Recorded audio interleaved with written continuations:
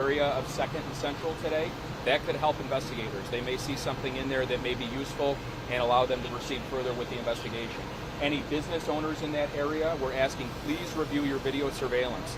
If you have any video surveillance of that area at that time, even if you don't see anything in there, we would love to be able to take a look at that so we can further our investigation.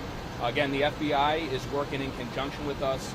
We have well over 100 law enforcement officers out here on the scene, doing the investigation on one side and doing the apprehension efforts on the other. So this is very active. It's going to remain very active for the time to come. I'll try to answer some questions that I can, but again, please understand we can't give away certain aspects of the investigation. We don't want to negatively impact. We want to arrest the offender and hold him accountable for his actions.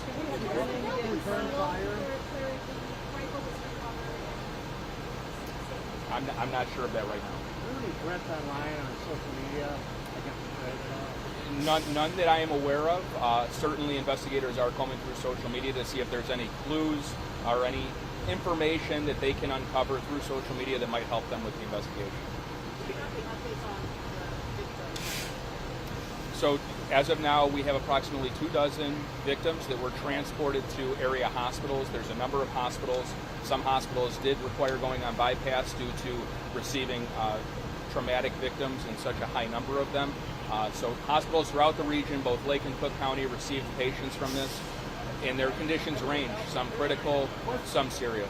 Was there any point where officers had sight of the suspect and made any contact with the suspect? My understanding as of now is they ran for the gunfire, however, the suspect ceased firing right around that point when they got close. And on top of the building, is this a building where he's able to discreetly or hide himself during the shooting, or was he just on top of a roof and in plain sight? All indications is he was discreet and he was very difficult to see. And the information on the agents. That's something we're looking at. You know, certainly evidence technicians are going to collect the rounds that were discharged from the firearm. Another thing to remember, this is what is being considered as a very massive scene. It's very large. You have where the shooting took place at 2nd and Central, but as people fled from the area, there's evidence and other things that may have gotten caught on their shoes, kicked around. So it's a very large scene. We're very fortunate to have the support of the FBI, but we're not going to leave any stones unturned. We're going to look at every angle of this throughout the investigation and try to figure it out. As far as ages of the victims, the Lake County coroner will hopefully be here for our 3 o'clock press briefing, and we'll be able to provide some information.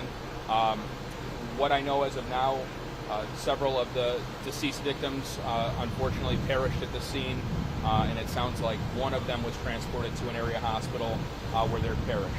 Again, this is preliminary. Information changes, especially when there's close to 30 people transported to various hospitals. What I'll say right now is it was a high-powered rifle. I can't go into details just yet. We will release that information as soon as we can. We walk a fine line with any criminal investigation where we don't want to provide too much external information that can negatively impact what our detectives are doing. Is there the targets or people targeted for arson spectators or specific? Yeah, it's a very sad situation where it sounds like spectators were targeted, and even those that were marching through. The parade was approximately 3/4 of the way through when the shooting occurred. So very random, very intentional, and a very sad day. We are working really hard to try to pinpoint where they could be. I don't want to give bad information. He could be in the city. He could be somewhere else. But we're looking into it. At this time, Memphis, the county's office. Yeah, it's a very large conglomerate of law enforcement that's working together, hand in hand. The Lake County Major Crime Task Force and the FBI are leading the criminal investigation into this, along with Highland Park Police. They are very involved. Highland Park Police led the initial incident response and incident command when this was all rapidly unfolding. As far as the search for the individual, we have enlisted the help of several federal partners. We have the state police, we have NIPUS, we have other SWAT teams that are on the scene here and all working together to further that aspect as well. What sort of progress is law enforcement doing in possibly identifying?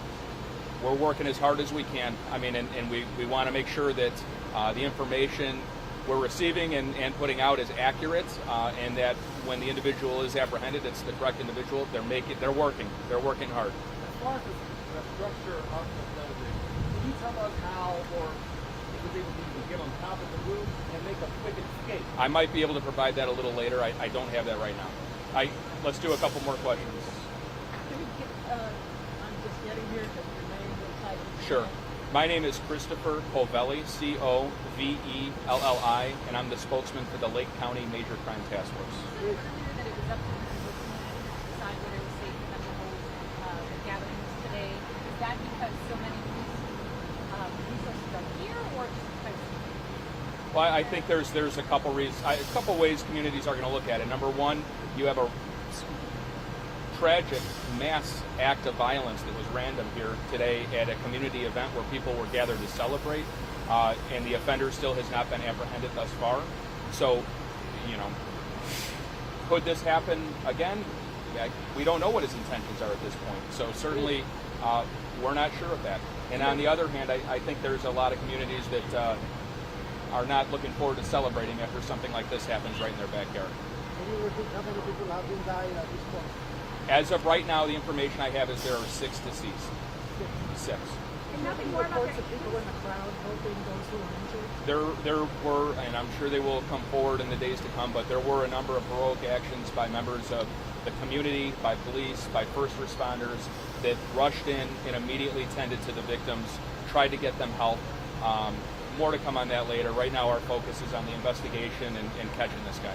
So, all right. Child separated from his parents, I believe. Any updates there in terms of a family community? So Highland Park Police has established a family and friends reunification post, and that's at the Highland Park Police Department. So anybody that's looking for somebody or anybody that got lost or separated during the event, they can go there.